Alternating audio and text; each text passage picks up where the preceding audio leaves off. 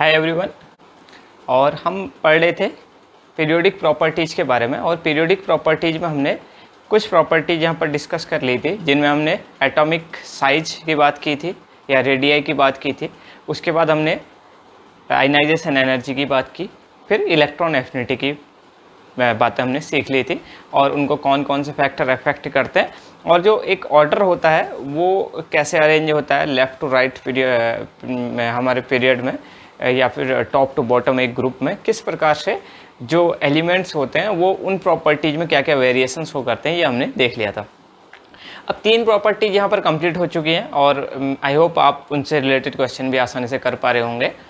अब इसके बाद हमारे पास लास्ट प्रॉपर्टी बचती है जिसका नाम है इलेक्ट्रोनेगेटिविटी। ठीक है, 4 प्रॉपर्टीज थी हमारे पास, एटॉमिक रेडियाई या आयनिक रेडियाई या जो भी हम कोवेलेंट रेडियाई जो भी बात कर रहे थे साइज की, उसके बाद इलेक्ट्रॉन एफिनिटी, आयनाइजेशन एनर्जी और इलेक्ट्रोनेगेटिविटी। तो लास्ट प्रॉपर्टी इलेक्ट्रोनेगेटिविटी है, आज हम इसको देखेंगे और इसके बाद ये चैप्टर कंप्लीट हो जाएगा।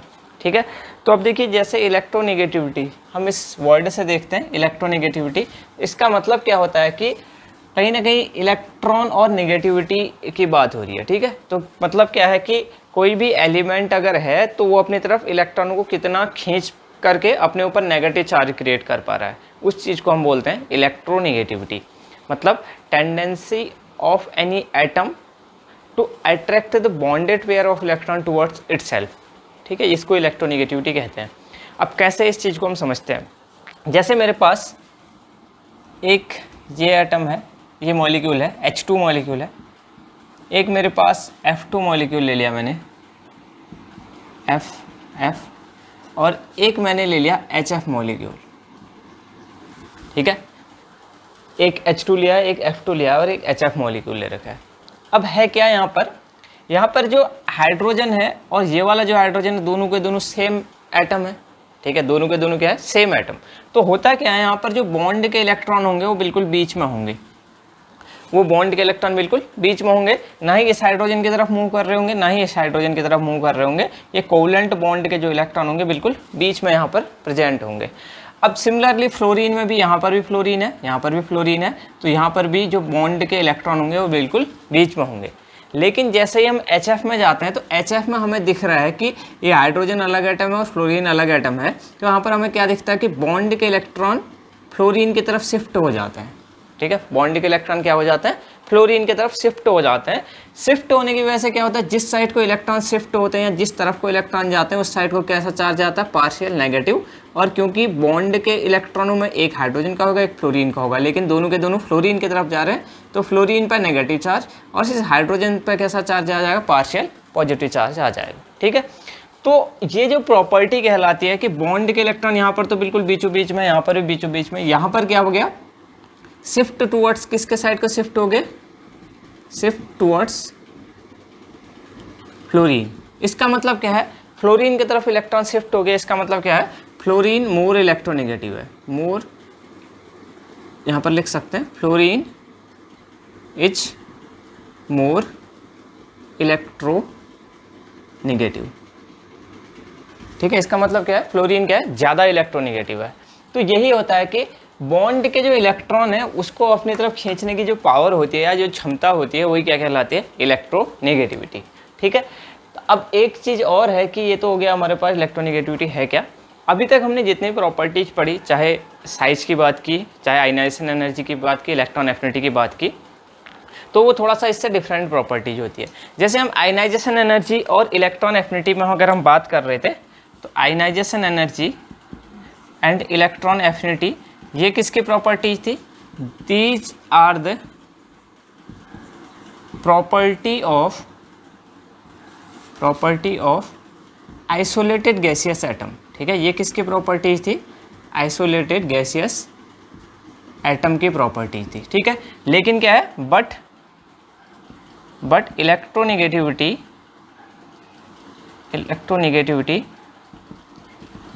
Is not the property of isolated gaseous atom. मतलब ये यहाँ पर इलेक्ट्रोनेगेटिविटी जो हो आइसोलेटेड गैसियस एटम की प्रॉपर्टी नहीं है। इसके लिए कोई हमारे पास फिक्स मेथड ही नहीं है कि हम किसकी इलेक्ट्रोनेगेटिविटी निकाल लें। जैसे हम आइसोलेटेड यहाँ पर क्या कर रहे थे, इलेक्ट्रॉन एफिनिटी और आयनाइजेशन एनर्जी के केस में हम क्या कर रहे थे, एटम को गैस फॉर्म में कन्वर्ट कर रहे थे, एलिमेंट को गैसियस फॉर्म में कन्वर्ट करके हम क्या कर रहे थे, उसको आइसोलेटेड सिस्टम के अंदर रख करके हम इसकी आयनाइजेशन एनर्जी या इलेक्ट्रॉन एफिनिटी को कैलकुलेट कर सकते हैं। लेकिन ये जो इलेक्ट्रोनेगेटिविटी है एक रिलेटिव टर्म है, मतलब इसको हम वैसे डिटेक्ट नहीं कर सकते। एक आइसोलेटेड एटम का इलेक्ट्रोनेगेटिविटी हम अलग से नहीं निकालते। हम बॉन्ड में क्या करते हैं, जिस साइड को इलेक्ट्रॉन ज़्यादा शिफ्ट होते हैं उसकी ज़्यादा इलेक्ट्रोनेगेटिविटी कह देते हैं, और जिस साइड से इलेक्ट्रॉन शिफ्ट हो रही, जैसे हाइड्रोजन की तरफ से इलेक्ट्रॉन वहाँ को चले गए तो ये लेस इलेक्ट्रोनेगेटिव एलिमेंट कहलाएगा। ठीक है, तो ये बात होगी। अब हम एक जनरल डेफिनेशन यहाँ पर लिख सकते हैं कि इलेक्ट्रोनेगेटिविटी क्या है, द टेंडेंसी ऑफ एटम, यहाँ पर मैं डेफिनेशन लिख देता हूँ, इलेक्ट्रोनेगेटिविटी को बोल सकते हैं, क्या बोल सकते हैं कि tendency of an atom, the tendency of an atom in a compound, in a bond भी बोल सकते हैं, ठीक है, in a bond to attract, in a compound ही बोलते हैं, in a compound to attract bonded pair of electron towards itself, इसी को हम क्या बोलते हैं, इज कॉल्ड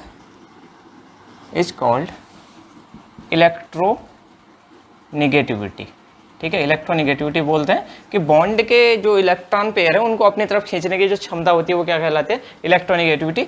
इसका जो सिंबल होता है, सिंबल उसको हम काई से रिप्रेजेंट करते हैं, इस टाइप का बड़ा सा एक्स इसका सिंबल होता है, इसको इलेक्ट्रोनेगेटिविटी को रिप्रेजेंट करने के लिए ये सिंबल होता है। ठीक है, तो हम क्या बोल रहे हैं कि बॉन्ड के इलेक्ट्रॉन को अपनी तरफ खींचने की जो भी क्षमता है वो क्या कहलाती है, इलेक्ट्रोनेगेटिविटी कहलाती है। ठीक है, तो ये हो गया। अब इसके बाद ये दूसरी एक पॉइंट तो ये डेफिनेशन होगी, दूसरी बात ये है कि ये क्या है, आयनाइजेशन एनर्जी और इलेक्ट्रॉन एफिनिटी से डिफरेंट है, इसको हम डायरेक्टली मेजर नहीं कर सकते, हम एक रिलेटिवली इसको मेजर करते हैं। सबसे ज़्यादा जैसे फ्लोरीन की मानते हैं तो फ्लोरीन से और रिलेटिवली कम इलेक्ट्रोनेगेटिविटी के एलिमेंट होते हैं, और ये डिपेंड करेगा कि कौन एलिमेंट इलेक्ट्रोनेगेटिविटी शो कर रहा है या इलेक्ट्रोपॉजिटिविटी शो कर रहा है, वो डिपेंड करेगा वो किसके साथ अटैच्ड है। रिलेटिव कहने का मतलब है, जैसे अगर हम बात करें फ्लोरीन जो है ज़्यादा इलेक्ट्रोनेगेटिव एटम है, जैसे ऑक्सीजन भी ज़्यादा इलेक्ट्रोनेगेटिव एटम है, लेकिन अगर किसी एलिमेंट को हम उससे भी ज़्यादा इलेक्ट्रोनेगेटिव एलिमेंट के साथ बॉन्ड बना देंगे तो वहाँ पर क्या हो जाएगा, वो फिर इलेक्ट्रोपॉजिटिव की तरफ काम करने का। जैसे अगर हम एक चीज़ देखें, जैसे ऑक्सीजन और फ्लोरीन के बीच में अगर बॉन्ड बनेगा, हालांकि ऑक्सीजन भी इलेक्ट्रोनेगेटिव एटम है और फ्लोरीन भी इलेक्ट्रोनेगेटिव एटम है, तो इन दोनों में कौन ज़्यादा इलेक्ट्रोनेगेटिव एटम है, फ्लोरीन। तो इस वजह से यहाँ पर ज़्यादा इलेक्ट्रोनेगेटिविटी फ्लोरीन शो करेगा और ऑक्सीजन इलेक्ट्रोपॉजिटिव कैरेक्टर शो करेगा। ठीक है, तो डिपेंड करेगा कि हर कहीं पर हम ये नहीं कह सकते कि ये पर्टिकुलर एटम इलेक्ट्रोनेगेटिव एटम ये है। ठीक है, तो वो डिपेंड करेगा कि उसके साथ बॉन्ड किसके साथ वो बना रहा है। ठीक है, कहीं पर कोई एलिमेंट इलेक्ट्रोपॉजिटिव भी हो सकता है, कोई एलिमेंट इलेक्ट्रोनेगेटिव भी हो सकता है। ठीक, तो ये बात होगी। अब होता क्या है, ये तो एक जनरल हमने बात कह ली कि इलेक्ट्रोनेगेटिविटी है क्या, बॉन्डेड जो भी इलेक्ट्रॉन पेयर है उनको अपनी तरफ खींचने की जो पावर है वो इलेक्ट्रोनेगेटिविटी है। लेकिन जनरली हम एक ही डेफिनेशन से इलेक्ट्रोनेगेटिविटी को डिफाइन नहीं कर सकते, तो डिफरेंट स्केल्स यूज होती हैं टू डिफाइन इलेक्ट्रोनेगेटिविटी। ठीक है, अलग अलग स्केल्स होती हैं जिनसे रिलेटेड क्वेश्चन भी पूछे जाते हैं। तो 3 स्केल्स यहाँ पर जनरली यूज होती हैं टू डिफाइन द इलेक्ट्रोनेगेटिविटी। ठीक है, उनमें सबसे पहले स्केल जो यूज होती है मुलिगन स्केल होती है, ऑलरेडी-ड्रोकाउ स्केल होती है, और थर्ड होता है पाउलिंग स्केल। ठीक है, तो 3 स्केल यहाँ पर यूज होंगी, जिसके बेस पर हम अदर फैक्टर्स को भी डिफाइन कर लेंगे। ठीक है, तो हम लिख सकते हैं कि यहाँ पर स्केल्स ऑफ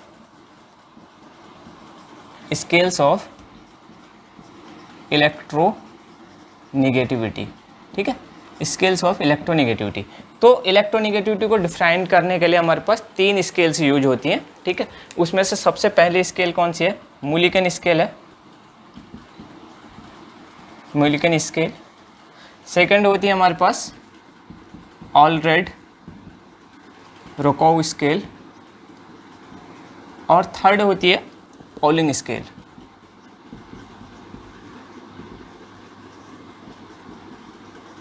मतलब ये पैमाने टाइप के हैं इलेक्ट्रोनेगेटिविटी को बताने के लिए।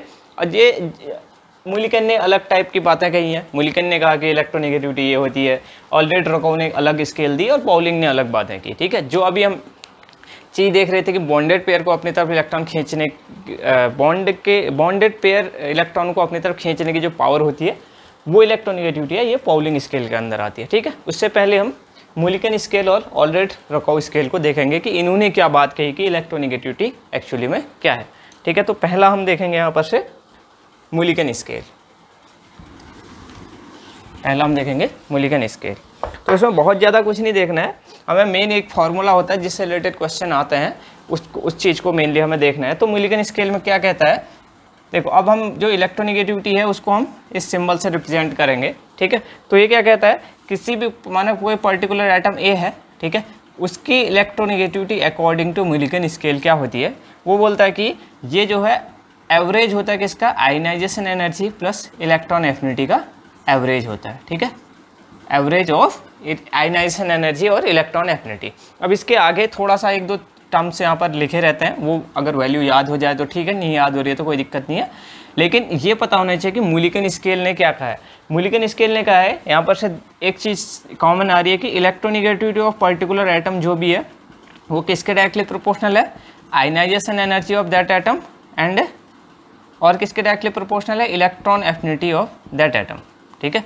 या फिर डायरेक्टली हम बोल सकते हैं कि आयनाइजेशन एनर्जी और इलेक्ट्रॉन एफिनिटी का जो एवरेज होता है उसके इक्वल होता है क्या, इलेक्ट्रोनेगेटिविटी ऑफ पर्टिकुलर एटम, ठीक है। तो यहाँ पर से आगे हमारे पास जो होता है वो 0.374 और प्लस यहाँ पर 0.174, ठीक है। ये हमारे पास वैल्यू ये भी लिखे रहती हैं, ठीक है। तो ओवरऑल मुलिकन स्केल के अकॉर्डिंग ये फॉर्मूला होता है। इस पर बेस्ड क्या क्वेश्चन आता है, इस पर बेस्ड ऐसा क्वेश्चन आता है कि according to Mulliken scale which is true about the electronegativity. जैसे वो दे देगा कि electronegativity of particular atom is inversely proportional to ionisation energy या directly proportional to ionisation energy, या फिर बोल देगा कि इलेक्ट्रॉन एफिनिटी के डायरेक्टली प्रोपोर्शनल होता है, या फिर बोल देगा कि आयनाइजेशन एनर्जी और इलेक्ट्रॉन एफिनिटी की एवरेज के इक्वल होता है, ठीक है। तो क्या है इलेक्ट्रोनेगेटिविटी, आयनाइजेशन एनर्जी और इलेक्ट्रॉन एफिनिटी के एवरेज के इक्वल होती है, ठीक है। तो यहाँ पर हम क्या बोल सकते हैं, यहाँ पर बोल सकते हैं कि according to this scale, according to this scale, यहाँ पर m मतलब m लिखने का मतलब क्या है, मुलिकन स्केल, ठीक है, मुलिकन स्केल। और काई क्या है यहाँ पर, इलेक्ट्रोनेगेटिविटी ऑफ एटम ए, ठीक है। काई ए मतलब क्या है, इलेक्ट्रोनेगेटिविटी ऑफ एटम ए, और m मतलब मुलिकन स्केल के अकॉर्डिंग। तो according to this scale electronegativity of an atom is the average of its ionization energy and electron affinity, ठीक है, इलेक्ट्रॉन एफिनिटी। तो इस स्केल के अकॉर्डिंग क्या है, मुलिकन स्केल के अकॉर्डिंग है कि आयनाइजेशन एनर्जी इलेक्ट्रोनेगेटिविटी इक्वल किसके है, इलेक्ट्रॉन एफिनिटी और आयनाइजेशन एनर्जी के एवरेज के बराबर होती है, ठीक है। तो ये हो गया हमारा पहली टाइप की स्केल। बस इसमें बहुत ज़्यादा नहीं जानना, ये पता होना चाहिए कि आयनाइजेशन एनर्जी और इलेक्ट्रॉन एफिनिटी के डायरेक्टली प्रोपोर्शनल होती है। अब हम दूसरी स्केल देखते हैं इसके बाद, मुलिकन स्केल, ठीक है। सेकंड स्केल अब हम देखते हैं कौन सी, मुलिकन स्केल के बाद ऑलरेडी रकोव स्केल, ठीक है। सेकंड टाइप की स्केल देखते हैं जिससे ऑलरेडी रकोव स्केल, ठीक है। इससे इस बार नेट में भी एक क्वेश्चन आया था कि उसने पूछा था कि according to Allred Rochow scale या फिर electronegativity is directly proportional to, पूछा था किसके डायरेक्टली प्रोपोर्शनल, जेड इफेक्टिव के होती है, आर स्क्वायर के होती है, या फिर 3-4 ऐसे ऑप्शन बना करके दिया था। तो उसमें क्या होता है, इलेक्ट्रोनेगेटिविटी डायरेक्टली प्रोपोर्शनल होती है इफेक्टिव न्यूक्लियर चार्ज जेड के और आर स्क्वायर के, यानी कि जो हमारे पास रेडियाई होती है उसके क्या होते हैं, उसके स्क्वायर के इन्वर्सली प्रोपोर्शनल होती है। ठीक है, अब इसमें भी क्या है, सेम इसी टाइप से एक फॉर्मूला है, वो हमें थोड़ा सा देखना है। ठीक है, तो इसके अकॉर्डिंग क्या है, इस स्केल के अकॉर्डिंग है, according to this scale electronegativity of an atom या एलिमेंट भी लिख सकते हैं, of an element is directly proportional to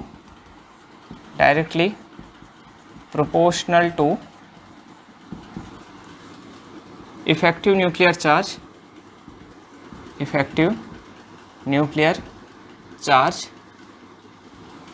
and inversely proportional to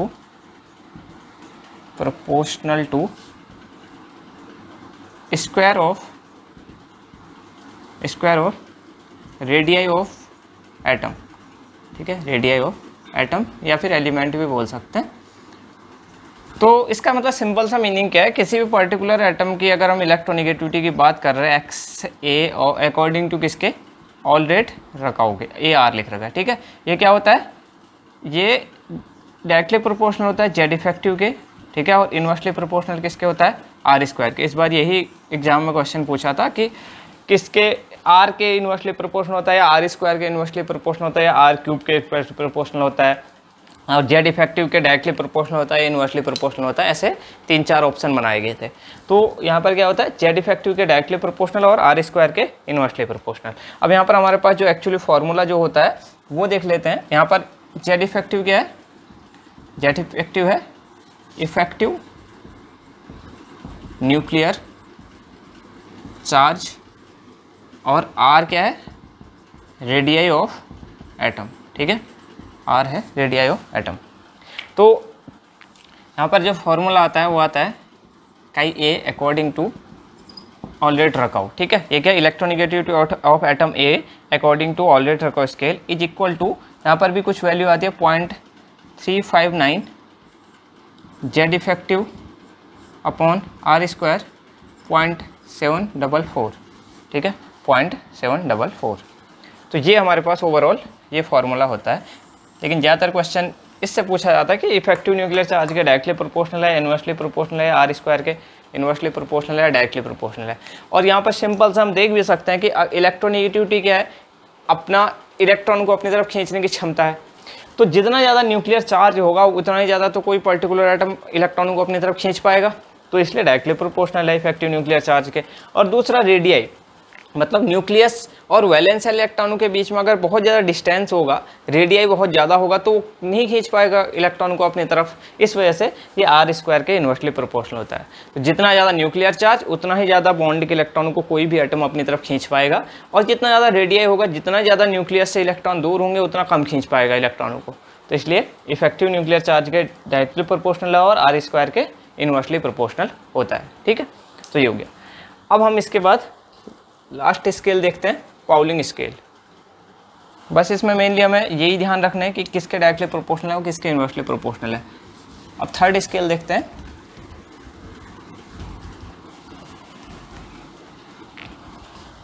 third scale जो हमारे पास है वो है Pauling scale.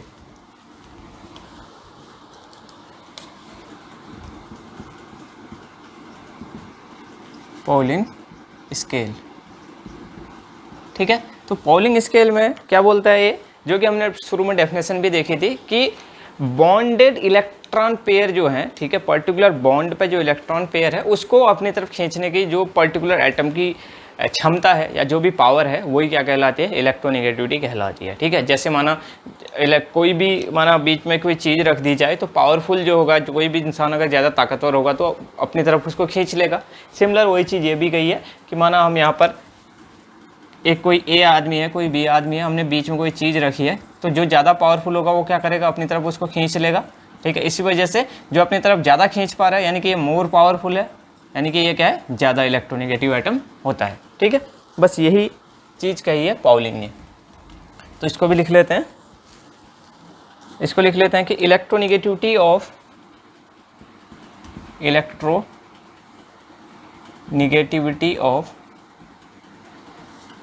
Covalently bonded atom is the relative ability. ठीक है, क्या है रिलेटिव एबिलिटी? रिलेटिव इसलिए कह रहे हैं क्योंकि डिपेंड करेगा कि सामने कौन सा एटम है। ठीक है, सामने अगर ज़्यादा पावरफुल होगा तो वो अपनी तरफ खींचेगा, ये ज़्यादा पावरफुल होगा तो ये वाला एटम अपनी तरफ खींचेगा। तो relative ability to attract the covalently bonded electron pair towards itself।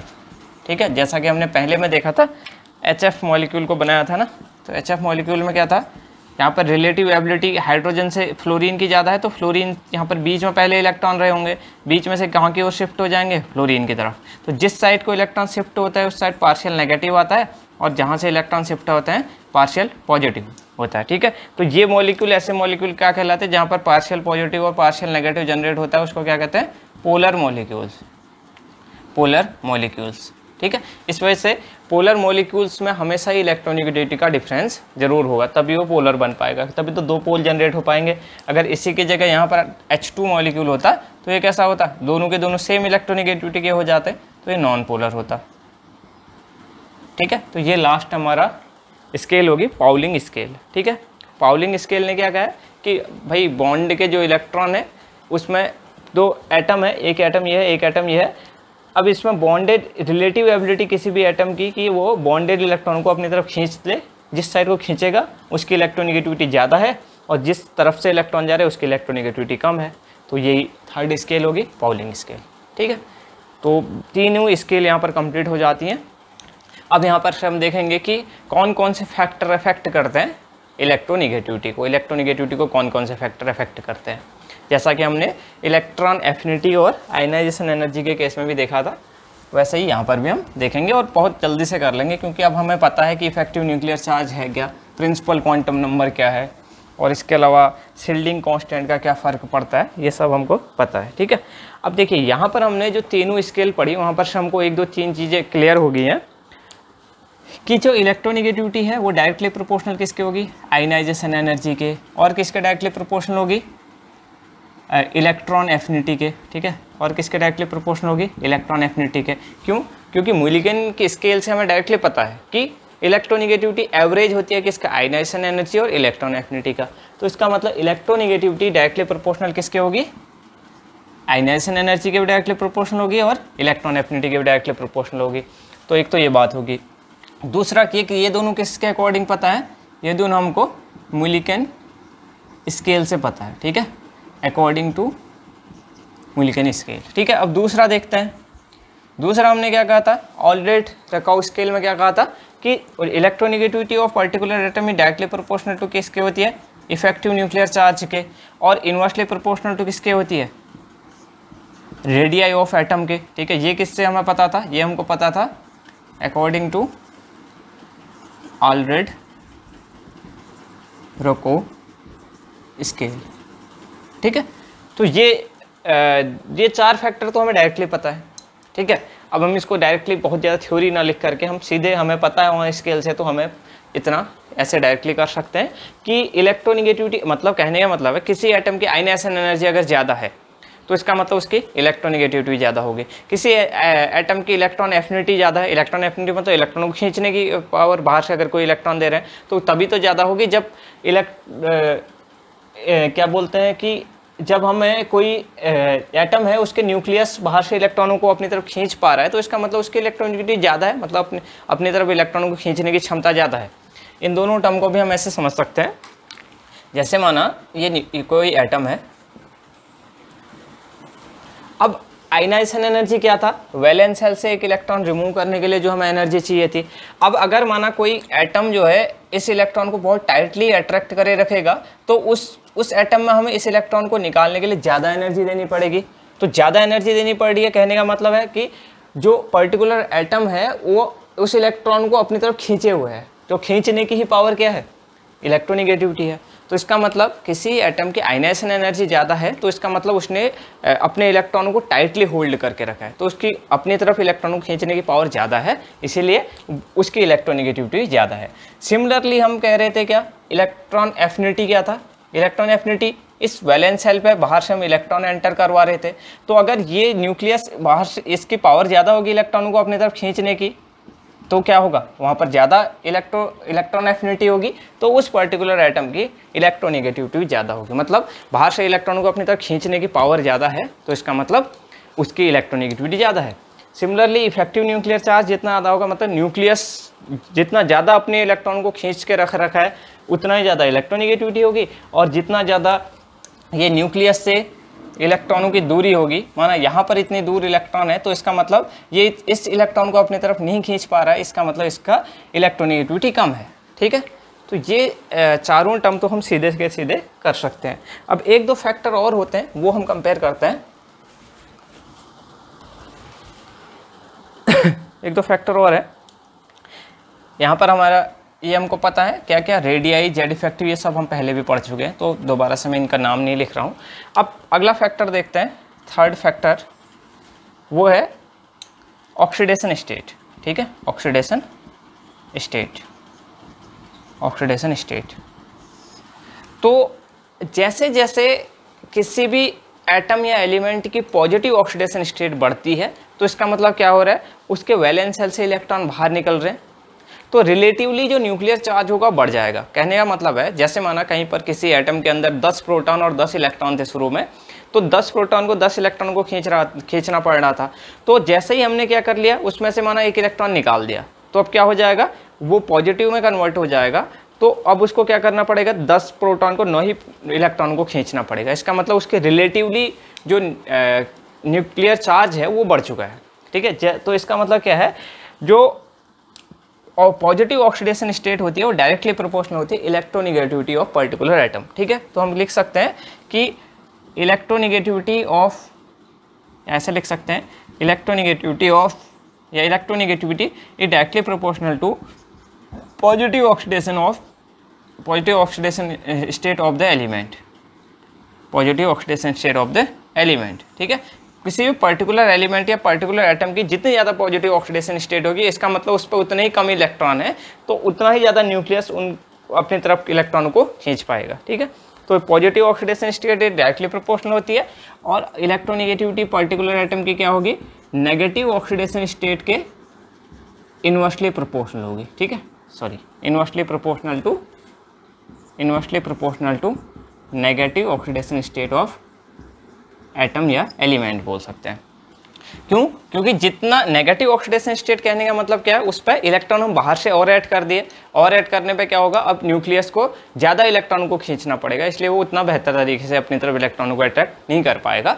तो इलेक्ट्रोनिगेटिविटी पर्टिकुलर एटम की जितना ज़्यादा किसी एटम या एलिमेंट में पॉजिटिव चार्ज आ जाएगा या पॉजिटिव ऑक्सीडेशन स्टेट आ जाएगी, उतना ही ज़्यादा वो ज़्यादा इलेक्ट्रोनिगेटिव हो जाएगा। जैसे आयोडीन है, एक बार हमारा +1 ऑक्सीडेशन स्टेट में, एक बार +3 में, एक बार +5 में है, तो सबसे ज़्यादा इलेक्ट्रोनिगेटिविटी किस ऑक्सीडेशन स्टेट में होगी, +5 पे। ठीक है, क्योंकि वहाँ पर कम इलेक्ट्रॉन होंगे, 5 इलेक्ट्रॉन वहाँ से बाहर निकल गए, अब कम इलेक्ट्रॉन बचेंगे, इसलिए उसको खींचना ज़्यादा आसान होगा।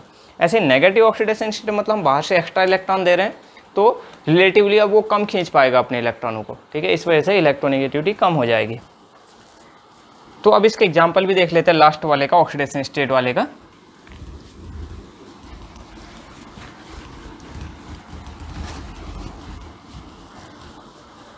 जो हम ऑक्सीडेशन स्टेट फैक्टर को देख रहे हैं, जैसे हमने लिया आयोडीन का ही एग्जांपल ले लेते हैं।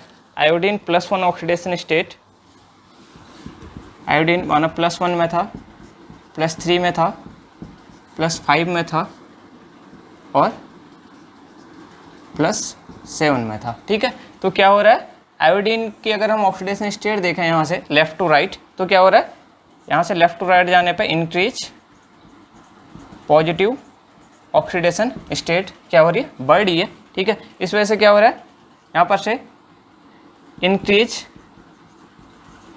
Relative nuclear charge, nuclear charge क्या हो रहा है, बढ़ रहा है रिलेटिवली, क्योंकि इलेक्ट्रॉन क्या हो रहे हैं, कम हो रहे हैं। ठीक है, और एक चीज़ और लिख सकते हैं, decrease shielding effect. Shielding effect कम हो रहा है क्योंकि इलेक्ट्रॉन बाहर चले जा रहे हैं, तो शील्डिंग कम रोक रहे होंगे वो बाहर वाले इलेक्ट्रॉनों को, जो वैलेंस शेल के इलेक्ट्रॉनों को कम रोक रहे होंगे, तो डिक्रीज शील्डिंग इफेक्ट।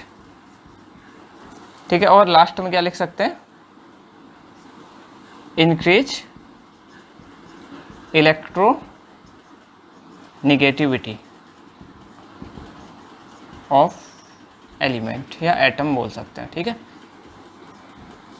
तो क्या होगा, जैसे जैसे पॉजिटिव ऑक्सीडेशन स्टेट बढ़ेगी तो वैसे वैसे बाहर जो है इलेक्ट्रॉन कम होते जाएंगे पर्टिकुलर एटम पर, इसलिए उसको इलेक्ट्रॉन को खींचना ज़्यादा आसान हो जाएगा। क्योंकि जैसे फॉर एग्जांपल मैंने पहले 10 प्रोटॉन थे न्यूक्लियस पे और 10 ही क्या थे, इलेक्ट्रॉन थे। ठीक है, तो 10 प्रोटॉन को 10 इलेक्ट्रॉन को खींचना पड़ रहा है, बराबर का लगभग रेशियो है। जैसे ही मैंने क्या किया, इसमें से एक इलेक्ट्रॉन को बाहर कर दिया तो 9 इलेक्ट्रॉन बचे, तो एक इसमें कन्वर्ट हो जाएगा। माना कोई m हमने एलिमेंट लिया था, जैसे एक इलेक्ट्रॉन निकाला तो m प्लस में कन्वर्ट हो गया। अब 10 प्रोटॉन 9 इलेक्ट्रॉन को बहुत आसानी से खींच पाएंगे। अब माना मैंने एक और इलेक्ट्रॉन रिमूव करवा दिया तो m 2 प्लस में कन्वर्ट हो गया। अब कितने इलेक्ट्रॉन बचेंगे यहाँ पर, केवल 8 इलेक्ट्रॉन, तो इसको और ज़्यादा आसान हो जाएगा खींचना। तो जैसे जैसे पर्टिकुलर एलिमेंट की पॉजिटिव ऑक्सीडेशन स्टेट बढ़ती है वैसे वैसे क्या हो जाता है, उसका इलेक्ट्रोनिगेटिविटी की वैल्यू बढ़ जाती है। ठीक है, और सिमिलरली अगर इसमें नेगेटिव ऑक्सीडेशन स्टेट बढ़ेगी तो इलेक्ट्रोनिगेटिविटी की वैल्यू कम हो जाएगी। ठीक है, तो ये हो गया।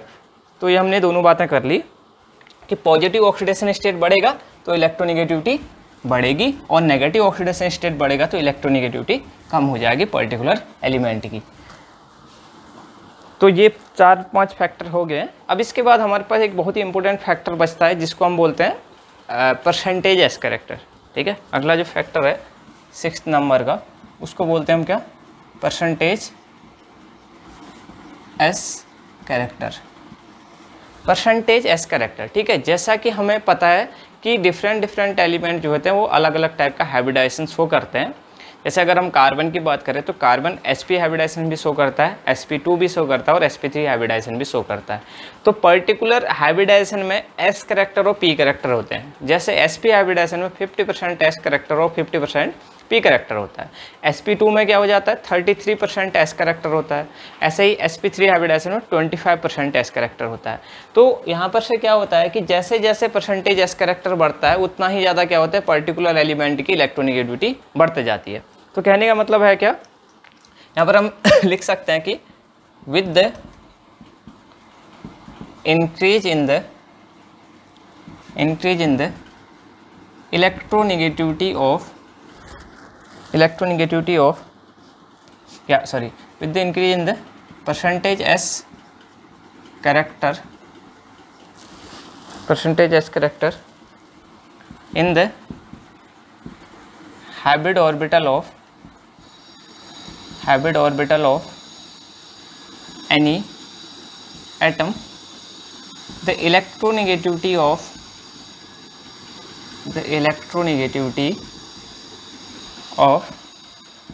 Element is increases. कहने का मतलब क्या है कि जो इलेक्ट्रोनिगेटिविटी होती है वो डायरेक्टली प्रोपोर्शनल होती है किसके, परसेंटेज एस कैरेक्टर के। जिस पर जितना ज़्यादा एस कैरेक्टर होगा जिस एटम पर हाइब्रिडाइड जो भी एटम होगा उस पर जितना ज़्यादा परसेंटेज एस कैरेक्टर होगा उसकी इलेक्ट्रोनिगेटिविटी उतनी ही ज़्यादा होती है। ठीक है, तो जैसे अगर हम एक एग्जांपल कंपेयर करें, जैसे मैंने लिया CH ट्रिपल बॉन्ड CH। ठीक है, दूसरा मैं ले लेता हूँ CH2 डबल बॉन्ड CH2 और एक मैंने ले लिया CH3 सिंगल बॉन्ड CH3। ठीक है, तो ये क्या है, एल्काइन, ये एल्कीन और ये एल्केन। ठीक है, तो यहाँ पर अगर हाइब्रिडाइजेशन में इसका देखूँ तो इसका sp हाइब्रिडाइजेशन होता है, यहाँ पर इस कार्बन का हाइब्रिडाइजेशन sp2 होता है और इस कार्बन का हाइब्रिडाइजेशन कैसा होता है, sp3। ठीक है, तो जैसे ही ये तो हमारे हाइब्रिडाइजेशन हो गए। अगर मैं यहाँ पर परसेंटेज एस कैरेक्टर की बात करूँ, परसेंटेज एस कैरेक्टर, ठीक है, तो यहाँ पर sp हाइब्रिडाइजेशन जब होता है तो वहाँ पर कितना परसेंटेज एस कैरेक्टर होता है, 50%, यहाँ पर 33.33% और इसमें होता है कितना, 25%। ठीक है, तो परसेंटेज एस कैरेक्टर कितना है, 50%, 33.33% और 25%।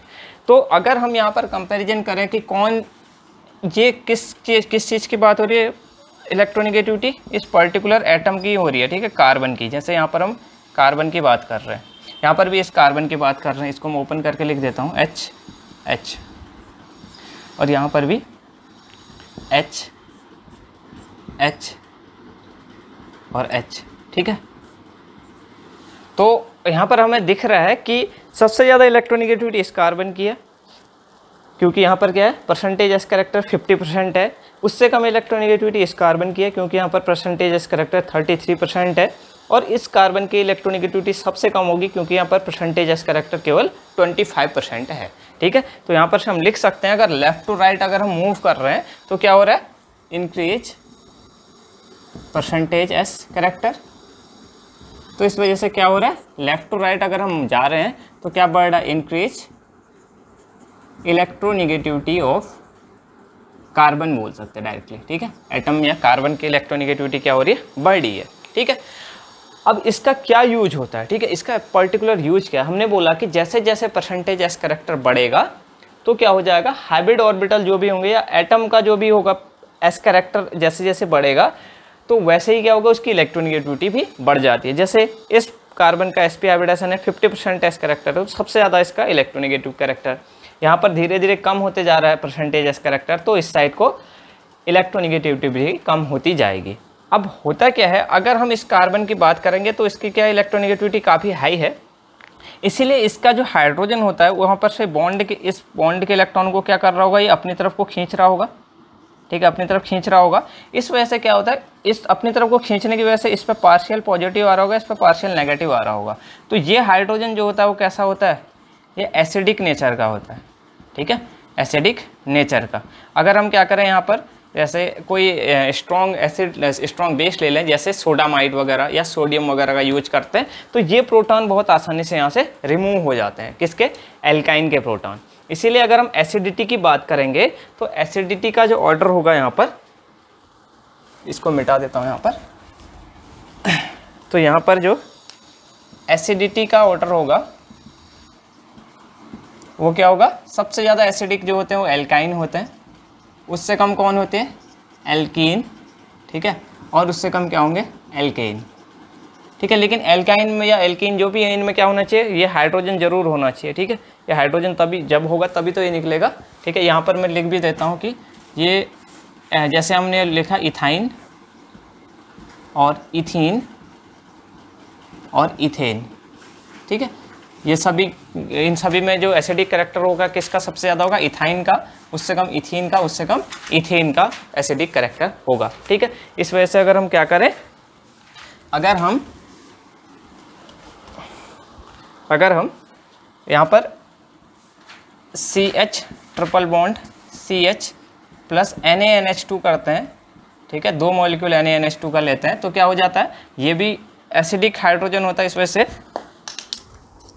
एसिडिक हाइड्रोजन होने की वजह से ये वाला हाइड्रोजन भी रिमूव हो जाता है और ये वाला हाइड्रोजन भी क्या हो जाता है, रिमूव हो जाता है। तो हमें मिलता है C triple bond C negative और यहाँ पर Na पॉजिटिव और इस साइड भी नेगेटिव और Na पॉजिटिव, और 2 मॉलिक्यूल किसके निकल जाएंगे, NH3 के बाहर निकल जाएंगे, ठीक है।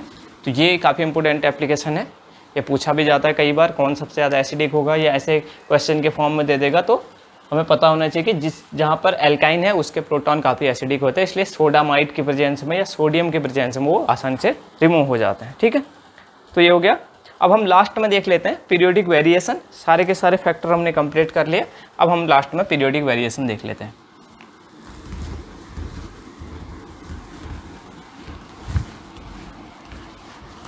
तो हमने बात कर ली कि जितना ज़्यादा परसेंटेज एस कैरेक्टर होगा उतना ही ज़्यादा क्या होगा, पर्टिकुलर एलिमेंट की इलेक्ट्रोनेगेटिविटी होगी, ठीक है। अब हम लास्ट में देख लेते हैं periodic variation. Periodic variation of electronegativity, ठीक है। इलेक्ट्रोनेगेटिविटी का पीरियोडिक वेरिएशन क्या होता है, मतलब ग्रुप में और पीरियड में कैसे कैसे इलेक्ट्रोनेगेटिविटी वेरी होती है। तो सबसे पहले हम देखते हैं क्या, वेरिएशन इन ग्रुप, ठीक है। ग्रुप में कैसे वेरिएशन होता है इलेक्ट्रोनेगेटिविटी का। तो जैसे मैं ग्रुप 17 ही ले लूँ, फ्लोरीन, क्लोरीन, ब्रोमीन, आयोडीन, ठीक है, और एस्टेटीन। तो यहाँ पर देखो, अगर मैं टॉप टू बॉटम जाऊँगा, ठीक है, टॉप टू बॉटम मूव करता हूँ तो क्या होता है, यहाँ पर से हमें पता है फ्लोरीन का साइज छोटा है, क्लोरीन का उससे बड़ा, ब्रोमीन का उससे बड़ा, आयोडीन का उससे बड़ा और एस्टेटिन का उससे बड़ा। तो जैसे जैसे हमको पता है ऑलरेडी रकाउ स्केल के अकॉर्डिंग क्या है, जैसे जैसे रेडियाई बढ़ेगी, जैसे जैसे साइज बढ़ेगा तो इलेक्ट्रोनेगेटिविटी कम हो जाएगी, ठीक है। तो यहाँ पर हम लिख सकते हैं क्या, ऊपर से नीचे जाने पर क्या होगा, सेल नंबर इंक्रीजेज, ठीक है। जो ये मैं सिंबल बनाता हूँ इसका मतलब डाउन है, ठीक है, और जहाँ पर को तीर का चिन्ह जा रहा है वो डाउन की तरफ, मतलब ऊपर से नीचे की बात कर रहे हैं। ऊपर से नीचे जाने पर सेल नंबर बढ़ेगा, ठीक है, सेल नंबर इंक्रीजेज, तो क्या हो जाएगा, साइज ऑफ एटम भी क्या करेगा, इंक्रीज करेगा, इंक्रीजेज। तो इस वजह से क्या होगा, इलेक्ट्रोनेगेटिविटी क्या हो जाएगी, डिक्रीजेज हो जाएगी। किसके अकॉर्डिंग बोल सकते हो, अकॉर्डिंग टू ऑलरेडी-रकाउ स्केल। तो हमें पता है जैसे जैसे रेडियाई बढ़ेगी या साइज बढ़ेगा इलेक्ट्रोनेगेटिविटी क्या हो जाएगी, कम हो जाएगी, ठीक है। अब देखिए इनके वैल्यू भी अगर हम चाहें तो, क्योंकि कुछ बहुत वैल्यू हमको याद होनी चाहिए, क्योंकि इलेक्ट्रोनेगेटिविटी हम कोई ऐसे एब्सोल्यूट वैल्यू नहीं आती, मेजर डायरेक्टली नहीं करते, हम एक रिलेटिवली लिखते हैं। फ्लोरीन की अगर हम माने तो फ्लोरीन की 4.0 मानी जाती है, ठीक है, उससे कम क्लोरीन की जो होती है 3.0 और ब्रोमीन की है 2.8, इसकी है 2.5 और इसकी है 2.2, ठीक है। तो ये वैल्यू भी थोड़ा बहुत याद होनी चाहिए इलेक्ट्रोनेगेटिविटी की वैल्यू, क्योंकि ये बहुत जगह हमारी यूज आएंगी जब हम अलग अलग टाइप के क्वेश्चन करते हैं, अलग अलग जगह पर ये वैल्यूज यूज आती हैं। सबसे ज़्यादा इलेक्ट्रोनेगेटिव कौन एलिमेंट होता है पीरियोडिक टेबल में, फ्लोरीन, ठीक है। फ्लोरीन क्या होता है, मोस्ट इलेक्ट्रोनेगेटिव एलिमेंट होता है पीरियोडिक टेबल का, ठीक है, ऑफ पीरियोडिक टेबल, ठीक है। तो ये हमारा ग्रुप में वेरिएशन हो गया। ग्रुप में वेरिएशन क्या है, टॉप टू बॉटम हम जब भी ग्रुप में जाते हैं तो सेल नंबर बढ़ता है, यानी कि साइज ऑफ एटम बढ़ता है, यानी रेडियाई बढ़ता है, इस वजह से इलेक्ट्रोनेगेटिविटी कम होती जाती है अकॉर्डिंग टू ऑलरेडी-रकाउ स्केल, ठीक है। और ग्रुप में भी कंपेयर कर सकते हैं, ये मैंने ग्रुप 17 में कंपेयर किया है। अब हम दूसरा देख लेते हैं, वेरिएशन इन पीरियड, कि पीरियड में कैसे वेरिएशन हो रहा है।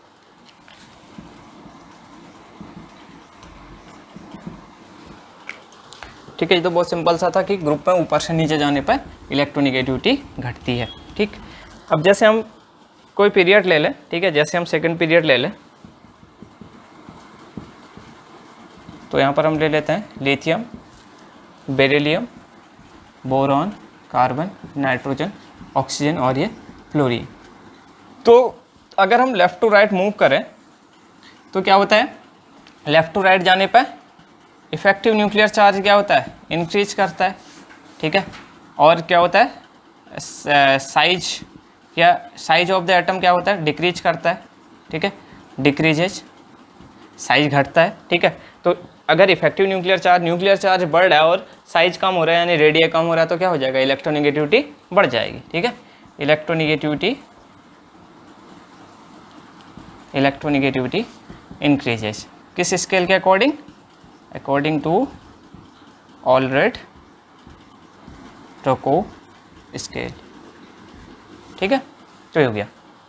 तो यहाँ पर हम वैल्यूज भी कुछ बहुत, इसको याद करने का एक तरीका भी है कि 4.0 हमारे पास सबसे ज़्यादा इलेक्ट्रोनेगेटिविटी किसकी थी, फ्लोरीन की, उससे कम 0.5 हम कम करते जाएंगे, यानी ऑक्सीजन की कितनी हो जाएगी 3.5, नाइट्रोजन की 3, कार्बन की 2.5, बोरॉन की 2.0, बेरिलियम की 1.5 और लिथियम की 1 हो जाएगी, ठीक है। तो ये कुछ वैल्यूज हमें याद होनी चाहिए और इसका तो बहुत सिंपल सा तरीका है, सबसे ज़्यादा इलेक्ट्रोनेगेटिव एटम फ्लोरीन है, उससे कम ऑक्सीजन, तो 4.0, 3.5, 3, 2.5, 2.0, 1.5 और 1, तो घटते हुए क्रम में है, वहाँ से 0.5 कम करते जा रहे हैं।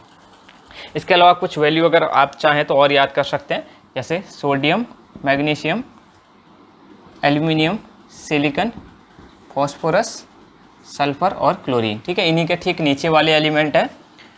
तो इनकी इलेक्ट्रोनेगेटिविटी भी क्या होगी, यहाँ से यहाँ की ओर क्या होगी, बढ़ती रहेगी, इलेक्ट्रोनेगेटिविटी इंक्रीज करेगी।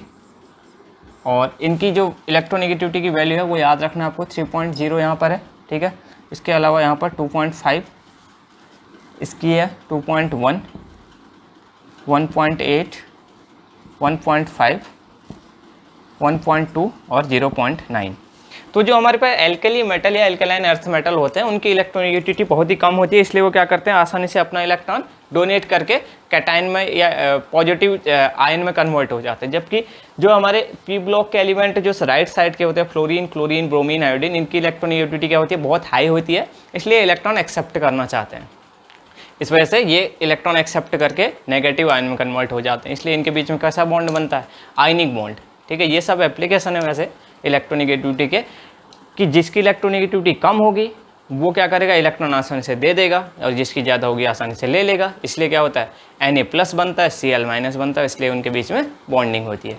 ठीक है, तो यहाँ पर ये लगभग कंप्लीट हो चुका है। अच्छा, एक चीज़ और कि जो हाइड्रोजन की इलेक्ट्रोनेगेटिविटी होती है वो लगभग 2.1 होती है। ठीक है, ये भी थोड़ा सा पता होना चाहिए। ठीक, तो ये यहाँ पर होता है कंप्लीट इलेक्ट्रोनेगेटिविटी का कॉन्सेप्ट। अब इसके अलावा एप्लीकेशन बहुत सारे हो सकते हैं, हर जगह पे इलेक्ट्रोनेगेटिविटी का कॉन्सेप्ट यूज होता है। जैसे कि हम बता रहे हैं मॉलिक्यूल पोलर है या नॉन पोलर है, और जैसे बॉन्डिंग कैसे ब्रेकिंग होती है, कोई इलेक्ट्रोनेगेटिव एटम जो ज़्यादा होता है उस साइड को बॉन्ड ब्रेक करता है, ये सब इसके एप्लीकेशन होता है। पीरियोडिक प्रॉपर्टी से रिलेटेड चीज़ें यहाँ पर कंप्लीट हो चुकी हैं, और चारों के चारों पीरियोडिक प्रॉपर्टीज मैंने यहाँ पर कंप्लीट करवा दिए हैं। इससे रिलेटेड आप क्वेश्चन भी कर सकते हैं, और आई होप सारा का सारा यहाँ पर हो चुका है पूरा, चारों की सारी जो हमारी पीरियोडिक प्रॉपर्टीज हैं। तो यहाँ पर ये चैप्टर होता है कंप्लीट। अब देखते हैं कोई नेक्स्ट चैप्टर देखेंगे, मिलते हैं नेक्स्ट वीडियो में।